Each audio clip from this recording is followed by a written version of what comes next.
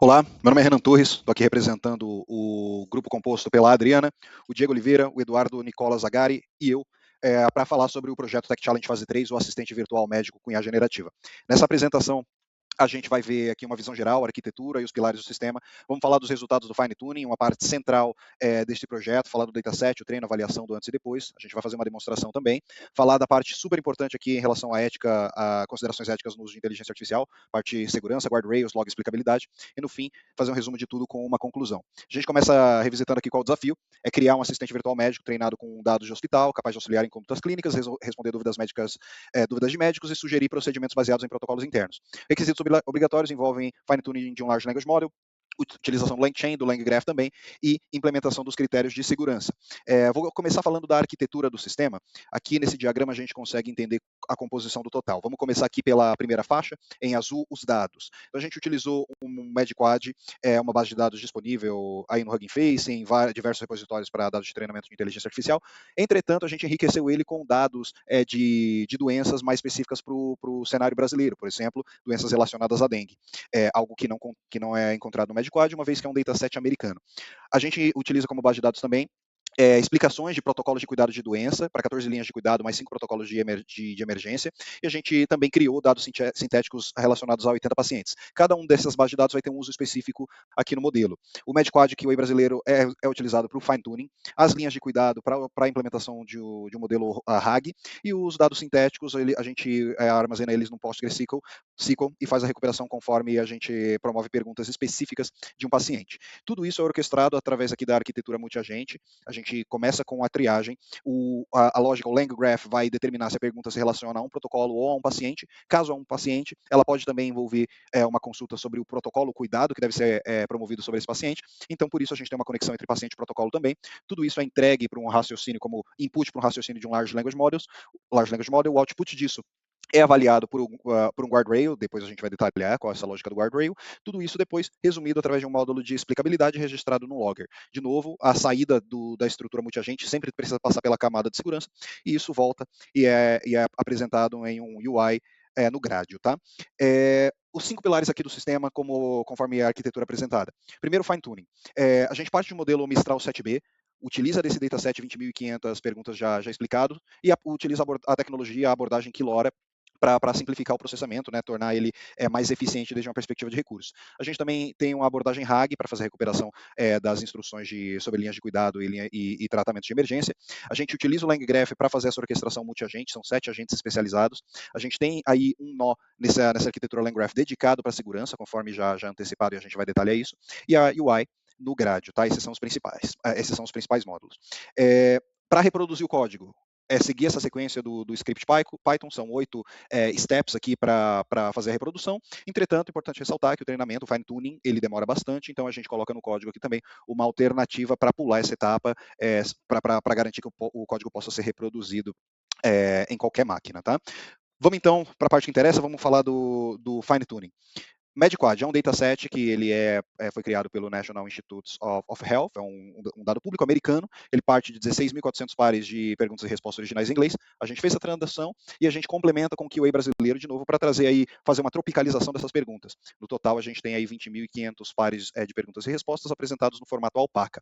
A técnica utilizada para o fine-tuning é a Kelora 4-bit. O Kelora porque ele vai permitir a gente, aqui trabalhando com máquinas menos capazes, né, fazer o treinamento de maneira eficiente. Então, ele treina o modelo até 7 bilhões de parâmetros com apenas 15 GB de VRAM, ele é compatível com o Google Colab e uma qualidade bastante boa. A configuração que foi utilizada aqui presente, LoRaWAN, LoRa Alpha de 16, Learning Rate, Best efetivo aqui apresentados também, mas o ponto de destaque é o número de épocas.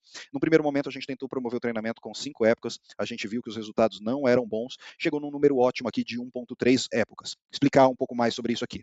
A gente teve como uma das principais descobertas, um dos principais aprendizados durante esse exercício, o colapso catastrófico a partir de um determinado número de épocas, né? Que a gente está dizendo com colapso. É basicamente o modelo fine-tunado deixando de ser melhor ou passando a ser menos efetivo na entrega da resposta do que o modelo base. Né? A gente percebeu isso a partir de textos completamente incoerentes, neologismos repetidos, estrutura gramatical destruída, e aí a gente começou a monitorar a partir de várias épocas qual que era ali o learning loss, tá? Foi executado de 1 a 5 épocas, o resultado ótimo foi encontrado ali mais ou menos com 1.3 épocas, tá? Resultados, métricas de qualidade que deixam a gente confiante que o modelo fine-tunado é melhor que o modelo base.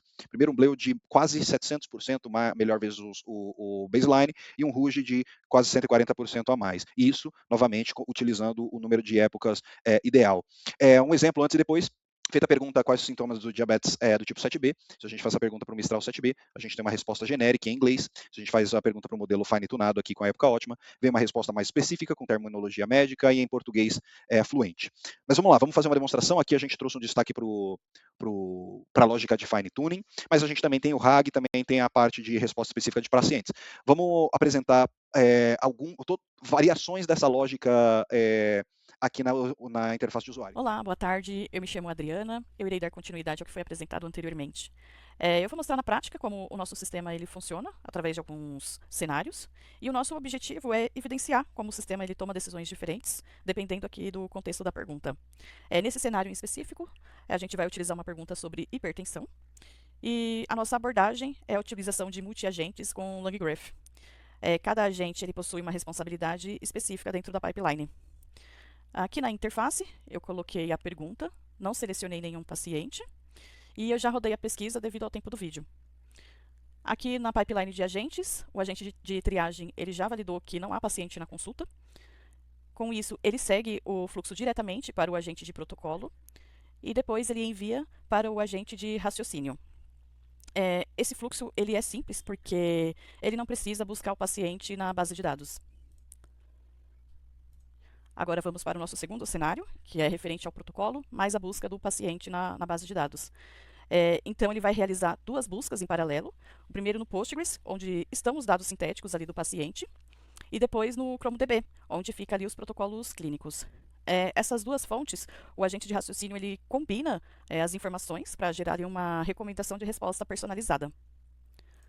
Agora aqui na interface, temos a pergunta.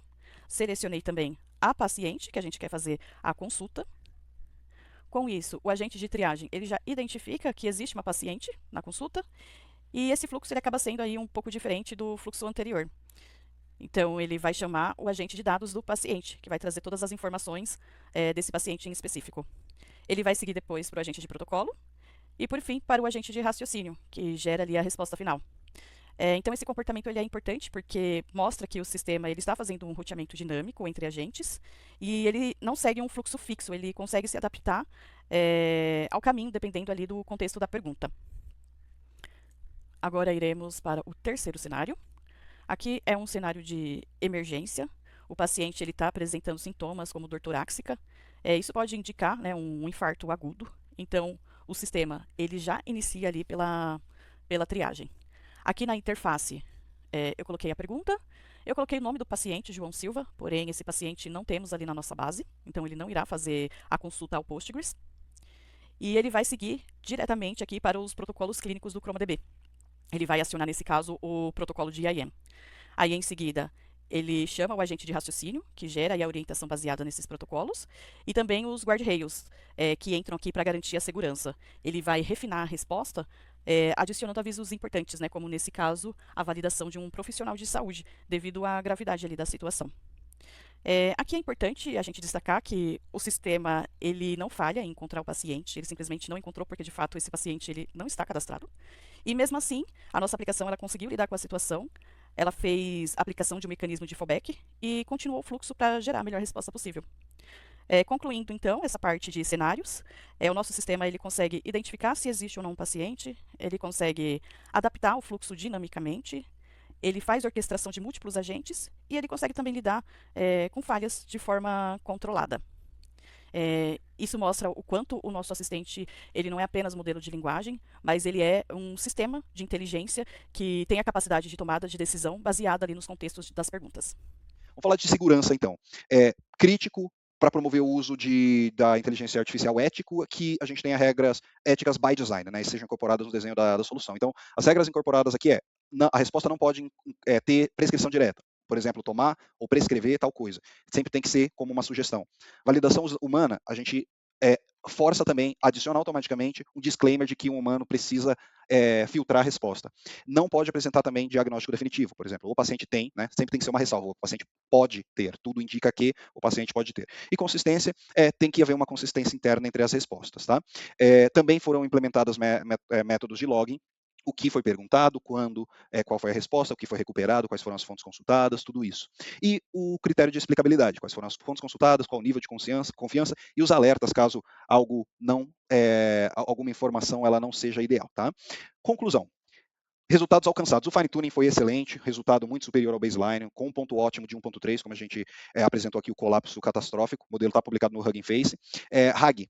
Foi feito RAG efetivo com 19 fontes de informação, incluindo busca semântica multilingüe. Sobre a orquestração de agentes, foram implementados 7 agentes especializados com fluxo condicional inteligente e segurança, né, ética. Foram implementadas 4 regras de guardrails com login completo e explicabilidade integrada. O modelo ele pode ser encontrado aqui no Hugging Face.